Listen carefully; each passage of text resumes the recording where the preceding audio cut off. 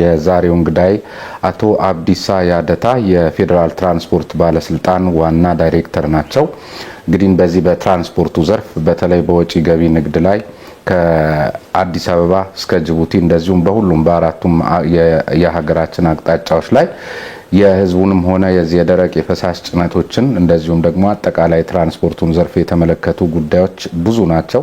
በተመልካቾችን በኩል የሚነሱ ጉዳዮች ብዙ ናቸው። ያም ሆኖ ግን ባለን ሰዓት መሰረታዊ የሆኑ ጉዳዮችንና አጠቃላይ በፖሊሲ ማዕቀፍ ውስጥ ሊታዩ የሚችሉ ጉዳዮችን አንስተን ዛሬ እንወያያለን። ስሜ ነባይ ፈርስ ነኝ። አብራችሁኝ እንድትቆዩ በአክብሮት ጋብዛለሁ። አንደና መጡ ከእንደና ቆያችሁ። በዚህ በትራንስፖርቱ ላይ በትራንስፖርቱ ዘርፍ በተለይ ለፌዴራል ትራንስፖርት ባለስልጣን የተለዩ በአዋጅ የተሰጠ ስልጣን አለ። ከዚሁ የሚመነጭ ተግባርና ኃላፊነት ብዙ ነው። እንግዲህ በተደጋጋሚ ከሚነሱ ጥያቄዎች ከተመልካቾቻችንም የትኩረት ነጥቦች ስንነሳ በዋናነት የዚህ የወጪ ገቢ ንግዱን በስፋት ልናይ የምንችልበት እድል ይሰፋል። ስለዚህ ከዚያውን ጀምር በተለይ እዚህ የጅቡቲ ወደብ ላይ የመጨናነቅ ጉዳይ የእቃዎች የመከማቸት ሳይነሱና ከዚያ በኋላ አጠቃላይ ትራንስፖርት ስርዓቱ ላይ ጫና የሚፈጥሩበት ነገር በተደጋጋሚ ይከሰታልና መነሻ ምክንያቱ ምንድነው? በማርታይም ባለስልጣን የሚመራ እኛም አባል የሆንበት የቴክኒክ ኮሚቴ አለ። እቅድ ወጥቶለት ራሱን የቻለ እቅድ ወጥቶለት ጅቡቲ ላይም ይሄንኑ እቅድ ቆርሶ በመቀበል የሚመራ የኦፕሬሽን ኮሚቴ ከትራንስፖርት ባለስልጣን ከማርታይም ባለስልጣን ከባህር ትራንስፖርት ኢባትሎድ ከምንለው ተቋም የተወጣጡ ሙያተኞች የጅቡቲ ጽህፈት ቤት ላይም ሆነው ሎካሊ ኦፕሬት የሚያደርጉበት እዚህ ደግሞ የቴክኒክ ኮሚቴ በጋራ በመሆን ይሄ ስራ የሚሰራበት በተቀናጀ አግባብ ስራው የሚሰራበት ሁኔታ ነው ያለው። እንግዲህ በዚህ ውስጥ ያለው ችግር እዛ ላይ ወደብ ላይ መጨናነቅ ብቻም አይደለም ችግሩ።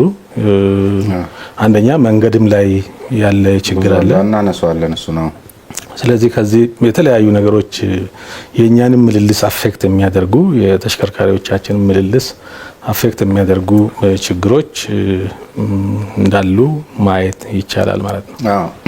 ቀደም ሲል እንግዲህ አንድ በጣም ግራም ያጋባ ነገር አለ። የሀገሪቷ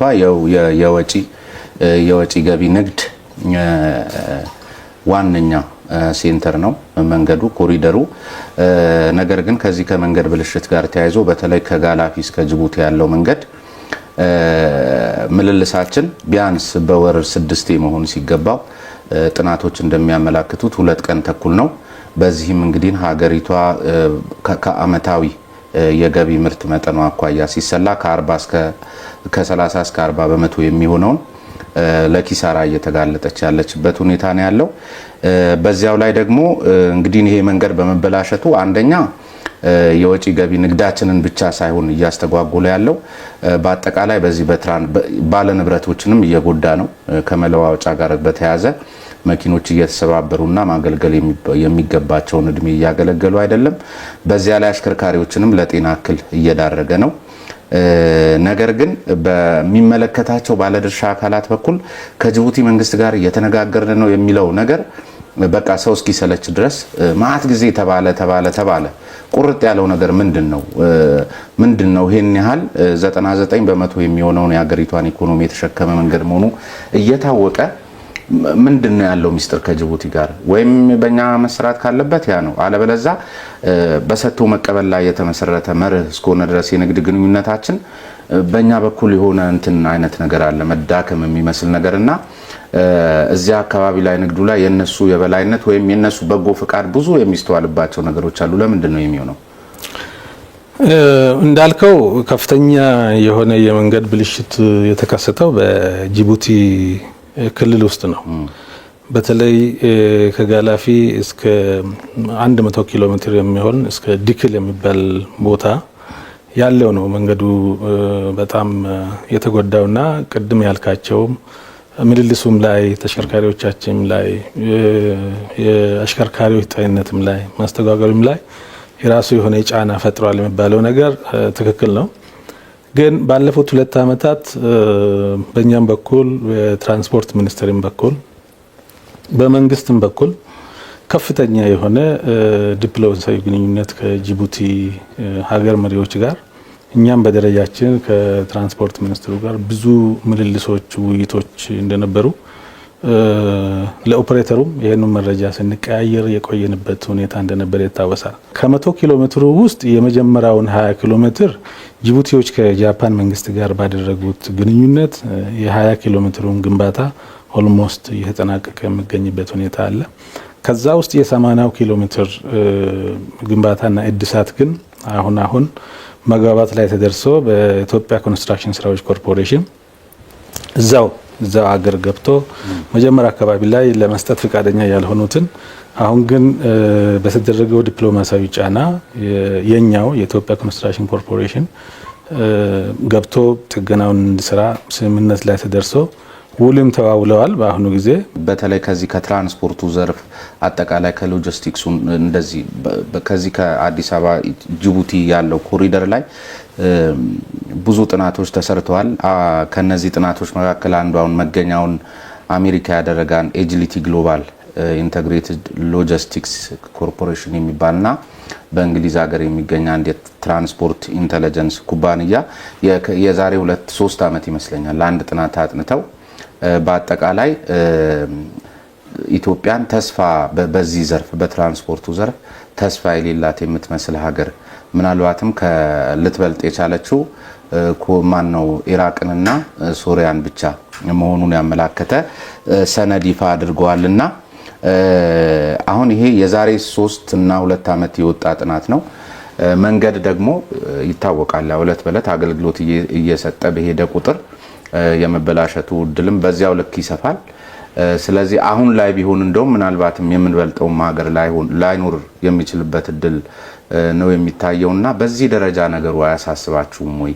አጠቃላይ ኢንቨስትመንቱን በዚህ ደረጃ የሆነ የሎጂስቲክስ እና የትራንስፖርት ስርዓት በሚኖረን ጊዜ ዞሮ ወጪ ገቢ ኢንቨስትመንቱ በተለይ ማኑፋክቸሪንግ ኢንዱስትሪ የምንለው ራሱ በዚያ በኩል ስለሚመላለስ ሀገሪቷ በተለያየ መልኩ እዛ ጋር እስካልተስተካከለ ድረስ ልታጣ የምትችለው ነገር የመብዛቱን ያህል አይደለም የናንተ አክቲቪቲ የሚልም ነገር አብሮ በብዙዎች ዘንድ ነው የሚነሳው። ጥናቱም እንደሱ ነው የሚያሳየው። አሁን እንግዲህ ጥናቱ ግለሰቡ በምን አግባብ አጥንቶ ምን አይነት ችግሮችን ለይቶ ምን አይነት ሃይፖቴሲስ አስቀምጦ በምን መረጃዎች ላይ ተመስርቶ እዚህኛው ኮንክሉዥን ላይ ተስፋ የሌላት ሀገር ለምሳሌ በምን መመዘኛ ኩባንያ ነው ምን ይላል? የጭነቱ ፍሰትን በተለይ በዋናነት ያው ዞሮ እንዲገባ እንዲወጣ እስከሆነ ድረስ በተለይ የተሽከርካሪው ጭነት እና ምልልሱ በዘመናዊ መለኪያዎች ሲታይ ብቃት የሌለው ነው። ጭነት በመጫንና በማውረድ ሂደት ውስጥ ራሱ በጣም ቀርፋፋ ተብሎ የሚፈረጅ ነው። በደንብ ሳይንሳዊ የሆነ አሰራር የለውም። በመጫንና በማውረድ ሂደት ውስጥ ብቻ እንደገና ደግሞ ይህንኑም ለማውረድ ለመጫን ለማውረድም በራሱ ከፍተኛ ወጪ የሚጠይቅ ነው። ስለዚህ ምልልሱ በራሱ በተሽከርካሪዎቹ ፍጥነት ላይ የተገደበና በሱ ነው የሚወሰነው። ስለዚህ ማክሲማም በብዙ ሀገራት ወይም አላደጉም በሚባሉ ሀገራት ውስጥ በወር በዚህ ደረጃ በሚገኝ ኪሎ ሜትር ላይ እስከ 6 ምልልስ ይደረጋል። በዚህ ሀገር ግን አሁን ባለው ተጨባጭ ሁኔታ 2 ቀን ተኩል ነው።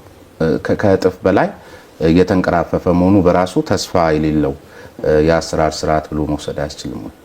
እንግዲህ ተስፋ የሌለው የሚለውን እንደዛ መውሰድ አይቻልም። ሀገሪቷ የመንገድ ትራንስፖርት ተስፋ የለውም ብሎ መገምገም አይቻልም። ምክንያቱም የመንገድ ትራንስፖርት የሀገሪቷ የእድገት አንዱ አካል ነው፣ የእድገትም ውጤት ነው። ፕላስ ደግሞ የእድገትም ድልድይ ነው የመንገድ ትራንስፖርት።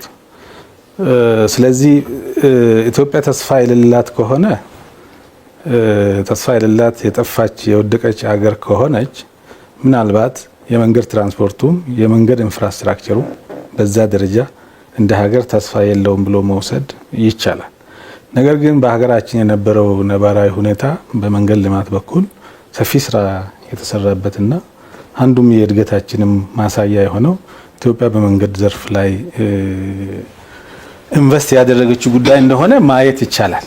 ይህም ሆኖ ግን አጠቃላይ ሀገራዊ የመንገድ ሽፋናችን ስትወስድ በተለይ ፔቭድ የሆነው